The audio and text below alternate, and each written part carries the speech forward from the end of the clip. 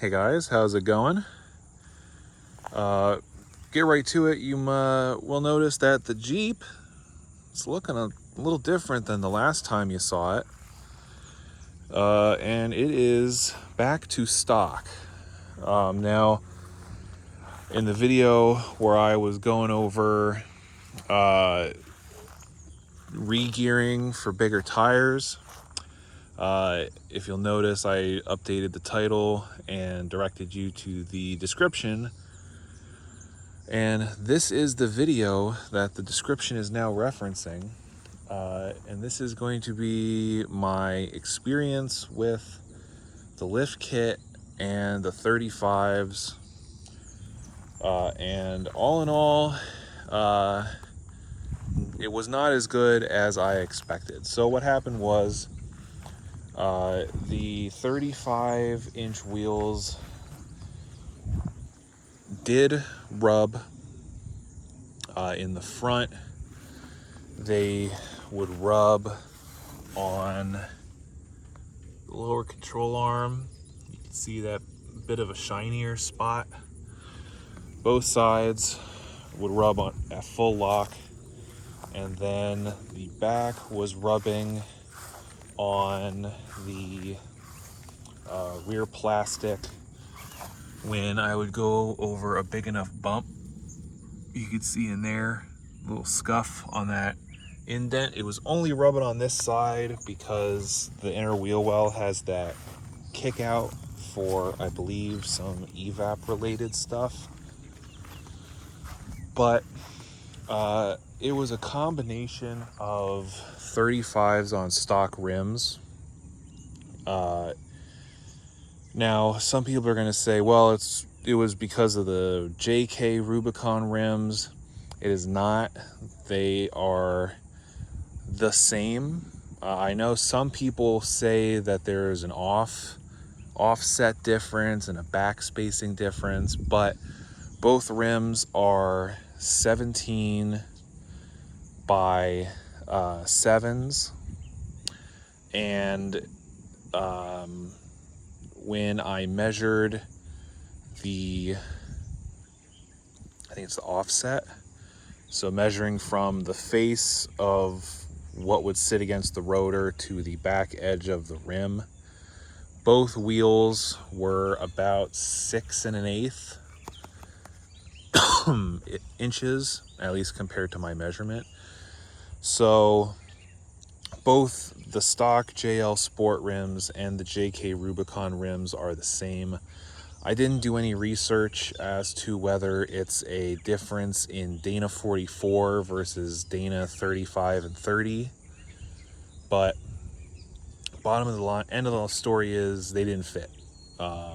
They fit for the most part. I didn't have any other rubbing issues up front, but I don't want to have, this thing rubbing the tires when I'm turning full lock and hitting the back plastics when I'm going over bumps. So it's a combination of those 35s on the stock rims and the lift kit. I had a 2.5-inch skyjacker lift kit on this with Black Max shocks. Steer clear of those Black Max shocks. I mentioned that I had wound up putting an adjustable track bar in the rear because I went over a serious bump and the whole back end of the car kind of sprung up and tried to kick sideways. It still did that after putting in the track bar. I think it was a combination of not having the axle completely centered, but the shocks really don't do much. I think the shocks are really more for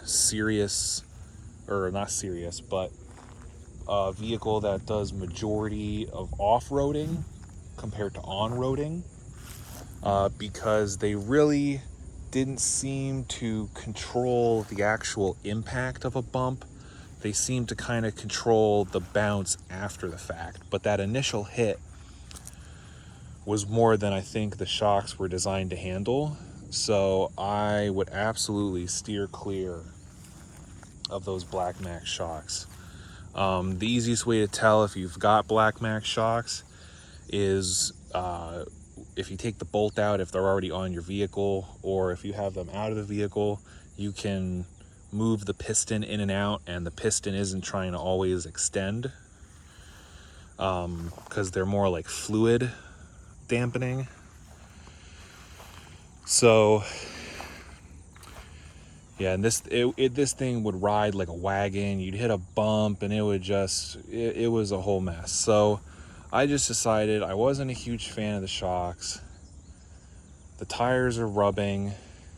The only way to solve the tire rub would have been to either get wheel spacers, which is a death sentence. Never run wheel spacers. I know it's a controversial topic. Some people say, yeah, I run them and they're fine and I don't know what you're talking about. And some people say, yeah, I ran them and sheared the lug nuts off. There is no guarantee that it'll go either way. So it's a big gamble, and I would never recommend running spacers at all. So then the only other option is to get aftermarket wheels, and I didn't really want to go that route. So I just decided, you know what? We'll throw the stock wheels back on. We'll throw the stock suspension back in. And that's that. And I completely forgot how amazing this thing drives stock. I mean, the ride quality is great. It went back to feeling like I was driving a go-kart. It was just amazing. Lifted Wranglers are cool, but I think for me, keeping it stock is where it's at. Also, I'm sure some of the rubbing could have been attributed to that big Rugged Ridge Spartacus spare tire carrier I had on here in the back. That thing is heavy, so I'm sure that was bringing the back down a little bit. So that could have contributed to our rub issue in the back.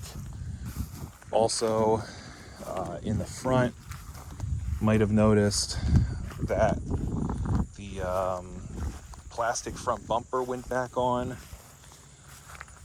That I think it's a body armor stubby front bumper that I had on here with that worn winch was really heavy. I mean, I could pick it up, but it was a strain. That thing has to be 150, 200 pounds combined. So I decided to put the plastic bumper back on. I wasn't a fan of the winch sitting on top of the bumper and kind of being in the way of the grill. And I wasn't a fan of just how heavy it was. And I never really used the winch for any off-roading purposes.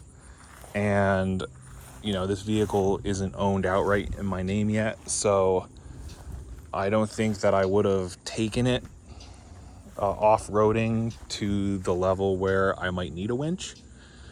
So I pulled it off and put the stock plastic one back on. So yeah, that's that.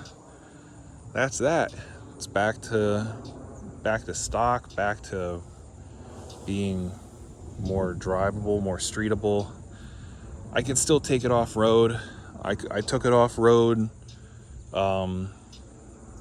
in this stock configuration before, plus I kept, you know, I still have the Rubicon fender flares, so I gain a little bit of extra clearance. The axle re-gear, obviously that stayed. I didn't go back to the 345s, so I still have the 488 gears in here. And honestly, it actually worked out better. This thing has way more torque, way more pickup than with those 345s. And around town, I'm getting like mid 19 miles per gallon. On the highway, it drops down to about like high 18 to 19 miles per gallon. So yeah, that works out great. So again, advice is, if you're gonna lift, stay away from Black Mac shocks. And if you're gonna put 35s on, you're gonna want to do with go getting some aftermarket rims, unless you don't mind the rub. Again, maybe if I was just doing a spare tire delete, the back wouldn't have rubbed so bad, or if I didn't have the Black Mac shocks, or both. But yeah, so that's that. And then keep your eye out on the channel. I am going to be doing a video in the near future about what the 35-inch tires went on, since they're not on the Jeep anymore. Later, guys.